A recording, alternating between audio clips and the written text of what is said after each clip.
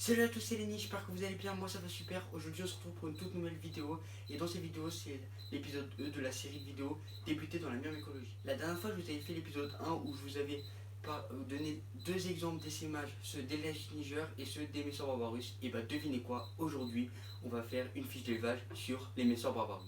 Cette espèce se situe sur tout le contour méditerranéen, en Europe, en Espagne, en France, en Italie et même en Afrique du Nord. Les Messor barbarus sont très recherchés par les débutants comme par les confirmés et c'est une espèce que je vous conseillerais et qui est conseillée pour les débutants. Cette espèce est principalement monogyne mais peut-être polygyne. Il y a des éleveurs qui l'ont proposé à la vente, mais n'allez pas choper deux rennes dans la nature, les mettre ensemble ça ne marchera pas.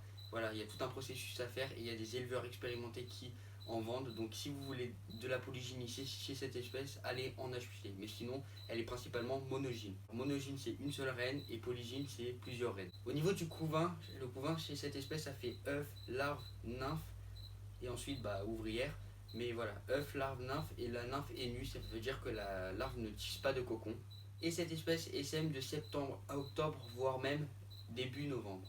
Chez cette espèce, il y a trois castes, les minors, les médias et les majors. Les minors sont les plus petites ouvrières, les médias un peu plus grosses et les majors un peu plus gros. Ils peuvent mesurer la taille de la reine. La reine est noire avec la tête rouge foncé plus ou moins prononcée et elle mesure de 13 à 14 mm.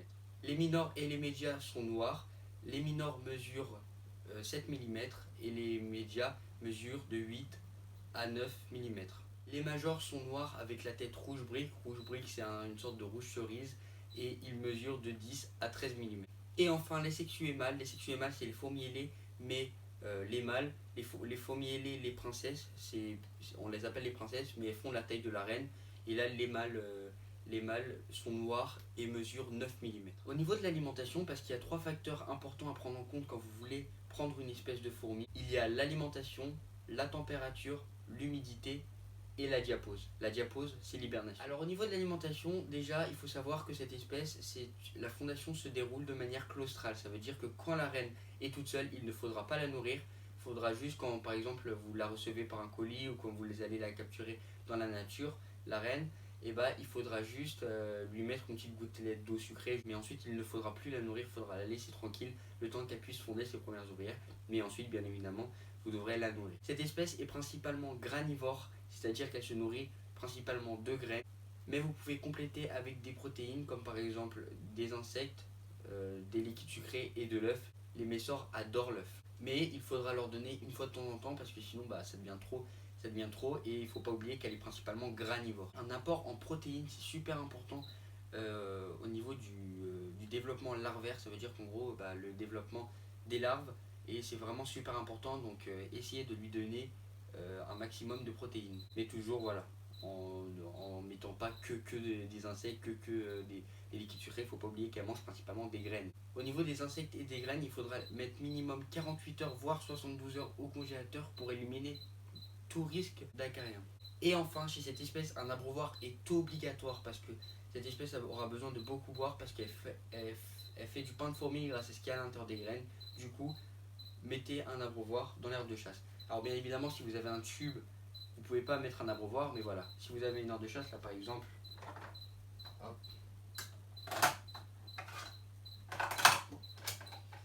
là par exemple, là c'est le prochain nid des messors où j'ai déjà mis un abreuvoir.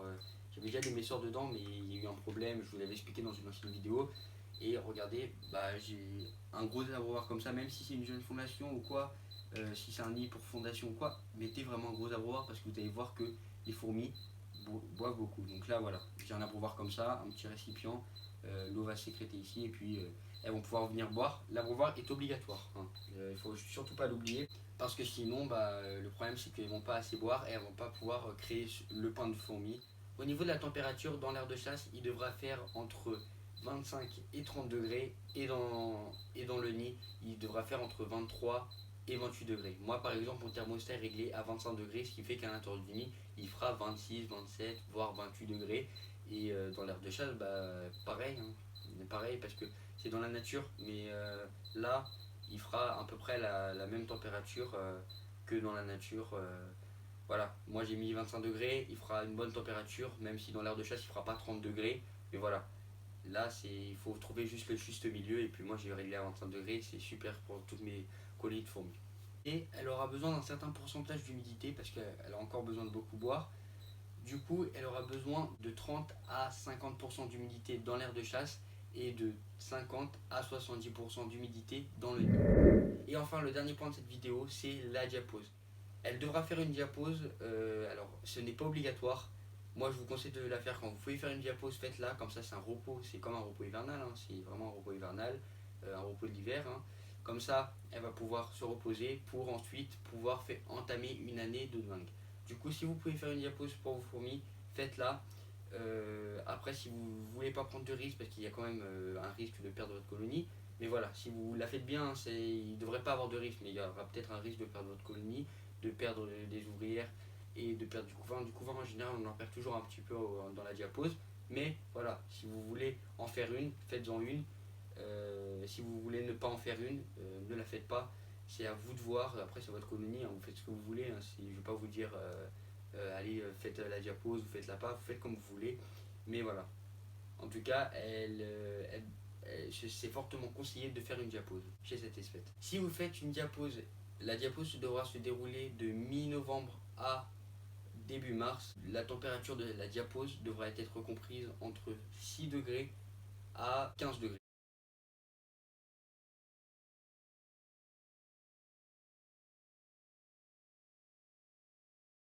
Juste avant de terminer cette vidéo, je voulais juste vous parler d'un livre, un livre super sur donc son surnom c'est la fourmi moissonnière, les Messor barbarus.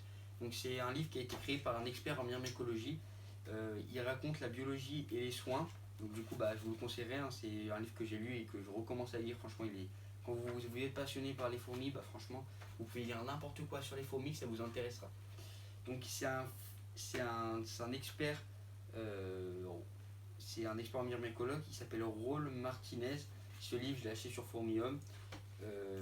Et par exemple, dans le lexique, là, bon, c'est les biologies et les soins. Là, par exemple, on vous explique comment faire quand vous trouvez une reine, où acheter une reine, les différents blogs. Et voilà, donc c'est un espagnol, je crois, un espagnol ou un italien. Et voilà. Et on vous explique tout, la biologie, les soins de la Messor, voilà, on vous explique vraiment tout. Donc si vous voulez débuter dans la myrmécologie, je vous conseillerais ce livre, il est super. Sur ce, cette vidéo est terminée, j'espère que vous a plu. Si cette vidéo vous a plu, n'hésitez pas à bombarder la barre des likes, à vous abonner à ma chaîne et activer la cloche de notification qui est à droite de s'abonner. Je vous dis à toutes et à tous à la prochaine, n'hésitez pas à me laisser des commentaires aussi parce que voilà, comme ça me donne des idées de vidéos. Il y a quelqu'un qui m'a donné une idée de vidéo et je vais sûrement la faire. Donc du coup, je vous dis à toutes et à tous à la prochaine. Tchuss tout le monde.